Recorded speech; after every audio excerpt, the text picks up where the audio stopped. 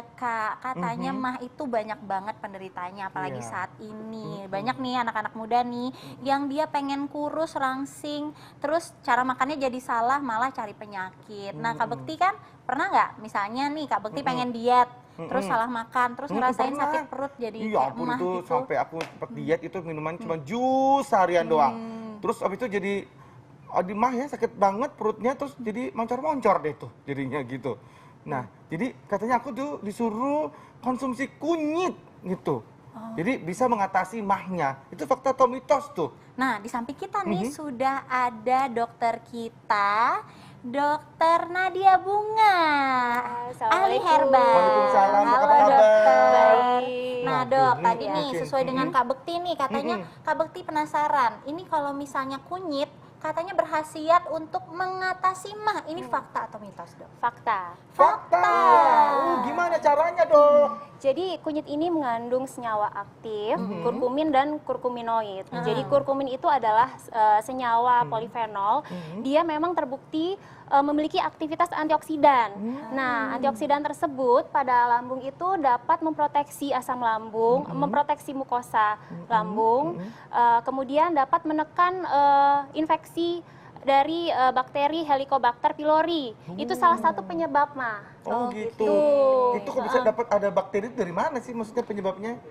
Ya bisa dari lifestyle, dari makanan, yang membuat memang respon imun itu di tubuh jadi berkurang. Baik. Gitu. Cara bikinnya gimana tuh dok? Kak Bekti penasaran tuh dok. Jadi yang pertama ini saya membuat ramuan rempah. Jadi ada 3 jenis. Yang pertama ini dari kunyit. Ini cukup Diparut. diparut, boleh di blender boleh. Kemudian jahe bisa pakai jahe emprit yang jahe kecil-kecil atau jahe merah. Jahe emprit namanya. Iya, Baru karena tahu. kecil-kecil, unyil-unyil. Kemudian ini jintan hitam. Nah, jintan hitam ini juga dia dapat memproteksi lambung, mukosa lambung. Selain itu juga dapat merelaksasi, sehingga bagus banget untuk ibu-ibu menyusui. Nah, bikinnya gimana tuh dok? Langsung aja dok, caranya dok. Oke. Iya, jadi yang Saya pengen pertama. coba langsung ini. Udah tebak pasti Kak Bekti nggak sabar. Nah ini dok. Oke. Iya, jadi nanti saya tuang dulu ya. Ini air panasnya. Jadi sebenarnya cukup pakai air panas aja, Cukup air panas nggak perlu. aja, Jadi dididihkan dulu Air air boleh panas. dok? Bisa berdiri dulu ya, dok, Boleh. kali ya? Paling Oh, nggak hangat sekitar minimal 60 derajat. Oh, oke, baik. Biasanya sih kalau dididihin itu sekitar 80 derajat. Oke, baik, dok. itu kemudian ini. Jadi ini cukup ambil. Ini adalah 2 ruas kunyit yang dihaluskan Iya, ya dok? langsung aja ya semuanya. Kemudian jahenya iya. Kayaknya Oh, ini satu jahe emprit. Jahenya iya. boleh jahe merah, jahe apa gitu dok? baiknya sih kalau misalnya untuk pengobatan gitu, untuk jamu itu bagus jahe emprit dan jahe merah. Karena dia memiliki minyak atsiri atau minyak esensial tuh yang lebih tinggi dibanding jahe gajah. Pernah lihat gak kalau jahe nggak gajah? pernah lihat tuh jahe gajah. Ada Jahe lagi. gajah itu yang Saya besar-besar. tahunya gajah beleduk dok. Tapi memang itu lebih apa ya? Lebih mild rasanya, lebih ringan kalau jahe gajah. Jahe gajah itu lebih ringan. Karena memang kandungan atsirinya atau kurkuminnya itu tidak sebanyak jahe emprit. Tapi lebih bagus jahe emprit jadinya dok ya? Iya, lebih Oke, bagus. ini bisa dibeli di Di mana aja, di pasar tradisional, di Nah, minimarket. pada saat kita beli mau jahe emprit, seemprit nggak tuh dikasihnya dok? Jadi kalau untuk pemakaian sehari-hari itu cukup pakai 2 ruas jari aja. Nah, 2 ruas kunyit. Oh, Tapi 2 kalau ruas kunyit. iya, tapi kalau yang jahe empritnya cukup 1 aja karena memang pedes banget. Iya. Jadi jahe emprit itu pedes ya ternyata ya? Iya, pedes banget. Nah, setelah Terus itu terakhir dikasih jinten jinten hitam hitam Iya, ya dok? baru jahe ya. Kalau nggak punya jinten hitam dok, nggak usah dikasih boleh dok? Boleh aja, Oke. boleh aja. Nah, kebetulan kalau jintan hitam itu kan dia sifatnya merelaksasi,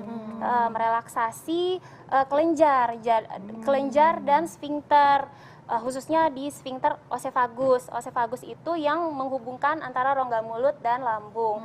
Nah, kalau relaksasi untuk penderita GERD atau gastroenteral refluxis itu harus hati-hati. Baik. Jadi sebaiknya cukup kunyit dan jahe aja. Oh baik. kunyit dan jahe. Nah itu diapain tuh dok? Dibejek-bejek dok? Iya, dibejek-bejek aja. Iya. Dibejek-bejek dulu, terus kasih dibejek-bejek. lagi di situnya. Iya.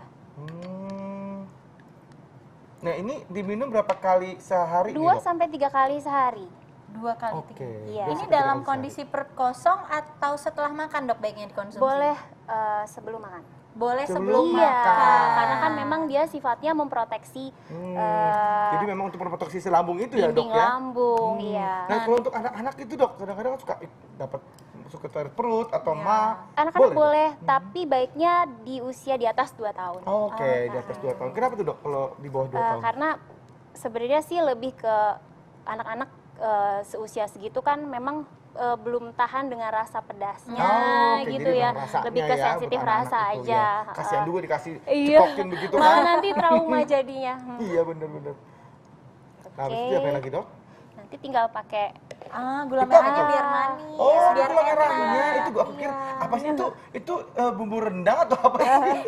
Oh, ternyata gula merah. Gula aren. Gula merah boleh dikasih gula putih gitu, Dok, biasa? boleh, cuma kalau gula aren itu kan indeks glikemiknya itu lebih rendah. Apa jadi glikemik, Dok? Apa tuh, Dok? jadi level glukosanya itu kan lebih rendah gitu. Oke, Jadi memang jadi supaya takutnya yang aman diabetes. untuk penderita diabetes baik. atau diganti dengan madu. Ih, juga Kak Bekti boleh. pinter banget dok, udah tahu. Bentar lagi 1 tahun lagi udah jadi dokter Bekti. Bener, udah SPD juga. Apa tuh SPD? Bedah. Langsung aku nanti itu yang saya, Dok. Nanti ini siapa nih yang mau minum? Aku Kak mau. Bekti. Mari kita Pasti. coba. Ini jadi kayak ada apa? Manis-manisnya gitu kali ya. Ini kayaknya udah larut ya. Oke, ini Kita coba ya. gimana rasanya nih kira-kira Coba Kak dulu Bekti? ya.